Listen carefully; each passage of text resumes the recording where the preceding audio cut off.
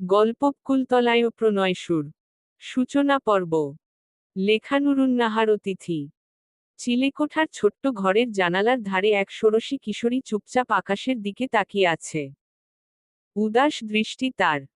আকাশের দিকে তাকিয়ে থাকতে থাকতে সে নিজের মায়ের কথা ভাবছে। কিন্তু স্মৃতিতে মায়ের মুখ নেই।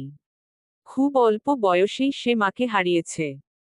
তার জন্মের পর থেকেই তার মা অসুস্থ ছিলেন। আর যখন মেয়েটির 2.5 বছরের শিশু, তখনই তিনি চলে যান না ফেরার দেশে। দাদির কাছে শুনেছে, তার জন্মের সময় পুরো ঘরে বকুল ফুলের সুঘ্রাণে মৌ মৌ করছিল। তাই তার মা তার নাম রেখেছিলেন বকুল। যদিও সে বকুল ফুলের ন্যায় সবার কাছে প্রিয় না। শ্যামবর্ণা সে। এই শ্যামলা গায়ের রঙের জন্য অনেক তুচ্ছতাচ্ছিল্য সহ্য করতে হয় তাকে। তার উপর সৎ মায়ের তার প্রতি বিতৃষ্ণা। এই যে গত 1 সপ্তাহ ধরে সে ঘর বন্দি। সৎ মা ঠিকমতো খাবার দেন না, দরকার ছাড়া বাইরে বেরোতেও মানা। জানালার ধারে বসে থাকতে থাকতে বিকেল ঘনিয়ে এসেছে। বকুলের চোখে মুখে বিকেলের মিষ্টি রোদ ছুঁয়ে গোলদেশেও ছুঁয়ে যাচ্ছে। শ্যামলা অঙ্গে বিকেলের মৃদু রৌদ্রর সোনালি আভা যেন ঝিলিক দিয়ে উঠছে। যেই ঝিলিকে কিশোরী হিয়ায় উন্মত্ত আনন্দ জাগে, আজ যেন সে তাতে নিরাসক্ত। চোখে মুখে দারুণ রুক্ষতা তার। সকালে ঘুম থেকে উঠার পরই তার সৎ মা তার চুলের মুঠি ধরে এই চিলেকোঠায় রেখে গেছেন। বলে গেছেন, আজ তার খাওয়া বন্ধ। সেই থেকে এভাবেই বসে আছে সে। আসরের নামাজ পড়ে মুসল্লিরা মসজিদ থেকে আসছে আর বলাবলি করছে কিছু। বকুল আবছা যতটুকু শুনল, জমিদার বাড়িতে আজ নাকি মিষ্টি বিতরণ হচ্ছে। বকুল জানে কেন। দুপুরের দিকেই ছোট বোন শিউলি তাকে লুকিয়ে 2টা মোয়া দিয়ে যাওয়ার সময় বলেছে, ছোট জমিদার সাহেবের পুত্রের জন্য বিয়ের সম্বন্ধ এসেছে। দিনক্ষণও নাকি আজকেই ধার্য করা হবে। দীর্ঘ নিঃশ্বাস ছাড়ল বকুল। জমিদার বাড়িতে। ছোট জমিদার সাহেবের বড় পুত্র ফাইয়াজ সকাল থেকে নিজেকে ঘরবন্দি করে রেখেছে। এখন সন্ধ্যা ছুঁই ছুঁই। অতিথিদের সামনেও সে আসেনি। এমনকি সকাল থেকে সে কিচ্ছুটি দাঁতে কাটেনি। তার একটাই কথা, মুন্সি সাহেবের বড় মেয়ে বকুলকে যেন ডাকা হয়। কিন্তু ছোট জমিদার পত্নী এতে অসম্মত। সে বকুলকে কোনোভাবেই নিজের ছেলের ধারেকাছেও ঘেঁষতে দিবেন না। তিনিও এই জেদ ধরে বসে আছেন। বড় জমিদার পত্নী নয়না বেগম নিজের ছোট জায়ের কাছে এসে বসলেন। বললেন, ফাহমিদা, আসতে দাও বকুলকে। ক্ষতি কি? না, ভাবিজান। ওই কালো মেয়েকে আমি আমার ছেলের ত্রিসীমানাতেও ঘেঁষতে দিব না। অন্তত সুষ্ঠুভাবে বিয়েটা মিটে যাওয়া অবধি। নয়না বেগম দীর্ঘনিশ্বাস ছাড়লেন। তারপর বললেন, তোমার ছেলে যে সকাল থেকে না খাওয়া সেই খেয়াল আছে? অসুস্থ হলে তো তোমারই কষ্ট হবে। ওই মেয়ের জন্য কিসের এত টান আমি বুঝি না। মাত্র মাসখানেক হলো ছেলে আমার দেশে ফিরেছে। এর মধ্যেই ওই মেয়ের জন্য এত টান কিভাবে হলো? কি জাদু করেছে ওই মেয়ে? না আছে রূপ, না আছে চালচলনে বাধ্যতা। নয়না বেগম উদাস কণ্ঠে বললেন, বকুল শ্যামলা হলেও মায়াবী।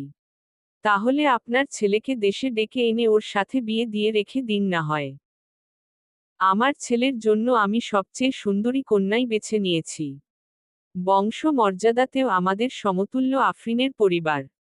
রসুলপুরের জমিদার কন্যা সে। ভাইজানও চান নবাবপুরের সাথে রসুলপুরের আত্মীয়তার সুসম্পর্ক ব্যবসায়িক খাতেও অনেক শক্তিশালী হবে। সেখানে সামান্য মুন্সির কালো মেয়েকে কেন আমি ছেলের বউ করতে যাব? ফাইয়াজ তো বকুলকে পোড়ায় মাত্র। তুমি এত কেন ভাবছ? পোড়ায় না ছাই। মুন্সির মেয়ের এত পড়ে কি হবে? মুন্সির বউ বলল, ওই মেয়েকে যৌতুকের জন্য বিয়ে দিতে পারছে না। বয়স 17 ছুঁই ছুঁই, তাও বিয়ে হচ্ছে না। আমার তো মনে হয়, এজন্যই মুন্সি সাহেব নিজের মেয়েকে আমার ছেলের পিছনে লেলিয়ে দিয়েছেন। নয়না বেগম আর কোনো প্রত্যুত্তর করলেন না। উঠে গেলেন ফাহমিদা বেগমের পাশ থেকে। রাতের বেলা, চিলেকোঠার ঘরের দরজা খোলার শব্দ হয়। মুন্সি আব্দুর রুফ এসেছেন। এক হাতে হারিকেন ও আরেক হাতে একটা থালায় ঢাকনা দেওয়া। বকুল এক নজর নিজের বাবার দিকে দেখে ফের জানালা দিয়ে আকাশপানে নজর দেয়, আজ আকাশের অর্ধচন্দ্রটাও জ্যোৎস্নার পসরা নিয়ে বসেছে। মুন্সি সাহেব মেয়ের পাশে বসে মাথায় হাত বুলিয়ে দিলেন। বললেন, সারাদিন জমিদার বাড়িতে ব্যস্ত ছিলাম। শিউলি বলল, তোর মা সারাদিনে তোকে খাবার পানি দেয় নাই? আমি অভ্যস্ত এতে, আব্বা। বকুলের শান্ত কণ্ঠে জবাবে মুন্সি সাহেব হতাশ হলেন। মেয়ে তার সাথে সবসময় কম কথা বলে, নিজের মতো থাকে। এই যাপ্তকালে বাহিরের কেউ তার বিরুদ্ধে কোনো অভিযোগ করার সুযোগ পায়নি, কিন্তু ছোট জমিদার গিন্নির এই ভীষণ অভিযোগে লজ্জায় মাথা কাটা গিয়েছিল তার। কত অপদস্থই না তাকে করেছিল ছোট জমিদার গিন্নি। তাও বাড়ি এসে মেয়েকে তিনি বলেননি। স্বভাবসুলভ মেয়ে, তার পরদিন জমিদার বাড়িতে গেলে ছোট জমিদার গিন্নি তারই সামনে তার মেয়েকে নানান বাজে কথা বলেন। যা সহ্য করতে পারেননি মুন্সি সাহেব। মেয়েকে ঘরে বন্দি করে রাখাটাই উচিত মনে করেছেন। মুন্সি সাহেব বকুলের সামনে খাবারের থালা রেখে নরম স্বরে বললেন, খাবারগুলো খাইয়া নে। বকুল খাবারগুলোর দিকে তাকালো। দেখে বুঝাই যাচ্ছে তার আব্বা এসব জমিদার বাড়ি থেকে এনেছেন। বকুল খাবারগুলোর দিক থেকে দৃষ্টি সরিয়ে প্রশ্ন ছুড়ল, আব্বা, আর কতদিন আমার এই চিলেকোঠার ঘরে থাকতে হইব? মুন্সি সাহেব নিজের মেয়ের মাথায় হাত বুলিয়ে বললেন, মা রে, জমিদার বাড়িতে আর যাস না। ছোট জমিদার সাহেবের ছেলের বিয়েটা ঠিকঠাক মিটে যাক, তারপর। আপনারও কি ছোট জমিদার গিন্নির কথা সত্য মনে হয়, আব্বা? আমি ছোট জমিদারের পুত্র ফায়াজ তালুকদারকে নিজের দিকে আকর্ষণ করছি? বকুলের ভেজা কণ্ঠ মুন্সি সাহেবকে আরো নরম করে দিল। তিনি বললেন, আমি জানি রে মা, তোর কোনো দোষ নাই। তোর পড়ার শখ, কিন্তু তোর মা তোরে অষ্টম শ্রেণীর পর আর পড়তে দিল না।